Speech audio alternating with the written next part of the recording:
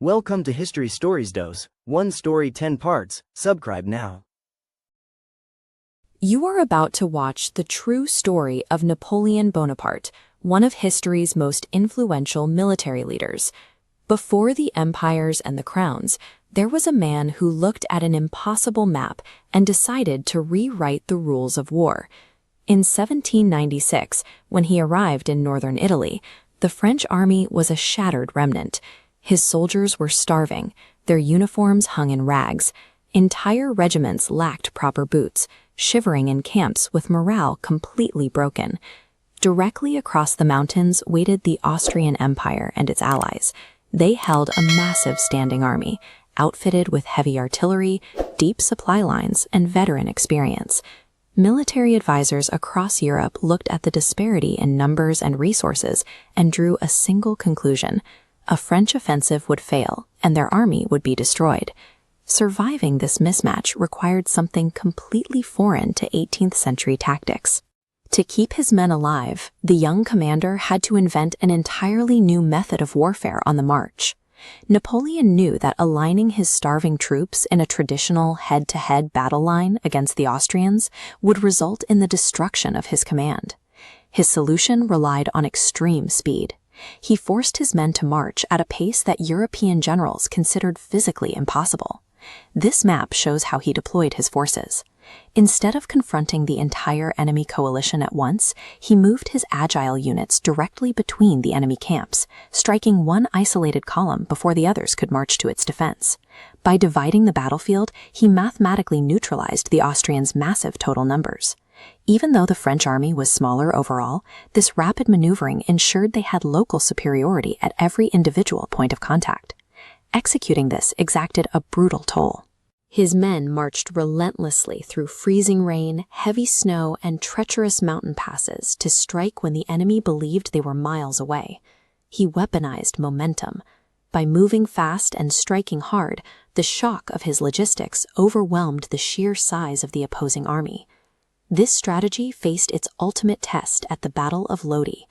A single, narrow wooden bridge stretched across the Adda River, heavily fortified by the enemy and blocking the French advance. The Austrians unleashed a devastating barrage of cannon fire. Grape shot and musket balls tore through the air, stalling the French assault and pinning the soldiers down in the mud. The attack fractured. Seeing the line break, Napoleon spurred his horse directly into the line of fire. He rode to the front of his wavering troops, placing himself inside the kill zone to physically inspire his men forward. Sparked by their commander charging through the smoke, the French soldiers surged across the planks, captured the artillery, and forced a massive Austrian retreat. Lodi forged a deeply loyal army. The soldiers who crossed that bridge stopped seeing themselves as desperate survivors. They became fierce disciples of a commander they now viewed as invincible. Lodi triggered an avalanche of victories. Castiglione, Arcoli, Rivoli fell in rapid succession. The veteran generals of Europe watched in shock. A 27-year-old commander with a fraction of their resources was continuously dismantling their elite, fully supplied armies. Within a year, the impossible campaign was complete. Total control of northern Italy belonged to the French. Off the battlefield, Napoleon began operating on his own authority. He negotiated independent peace treaties, redrew borders, replaced local governments, and extracted enormous wealth from the conquered cities. Napoleon functioned as an independent ruler in Italy. While the Directory in Paris nominally held power, he was the one dictating treaties, installing new regimes, and controlling the flow of wealth, effectively operating as a sovereign power. Wagons overflowing with Italian gold, paintings, and war spoils flooded into Paris, filling the depleted French treasury. The public reacted with a frenzy of adoration. Newspapers across the capital hailed him as the preeminent general of the revolution. But inside the government halls, adoration gave way to paranoia. Politicians observed his growing independence and realized they had empowered a man they could no longer easily contain. Napoleon understood the dynamic perfectly. His domestic popularity shielded him from political attacks, but his boundless ambition required fresh victories to maintain his hold on the public imagination. To match his new status in the eyes of the French people, he needed a target worthy of his reputation. He set his sights on defeating the strongest remaining enemy of the Republic, the British Empire.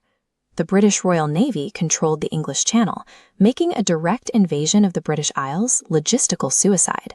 Napoleon proposed a sideways attack instead. This map illustrates his alternative. By seizing control of Egypt, France could block the Mediterranean, choke off Britain's vital economic trade routes to India, and slowly bankrupt the British Empire from afar. The scale of the 1798 expedition stunned the world. Thousands of French soldiers, engineers, and scientists boarded ships in total silence, sailing toward a destination hidden from the public and the British Navy alike. Standing on the deck of his flagship, staring at the Mediterranean horizon, Napoleon committed everything to a massive, calculated risk. It was an expedition that would either crown him an emperor or destroy his legacy. To be continued in Part 5. Next part, Napoleon in Egypt. The pyramids, a stunning victory, and the disaster that nearly ended his career. If you enjoyed this story, don't forget to like, comment, and subscribe to History Stories Dose so you never miss the next chapter of history.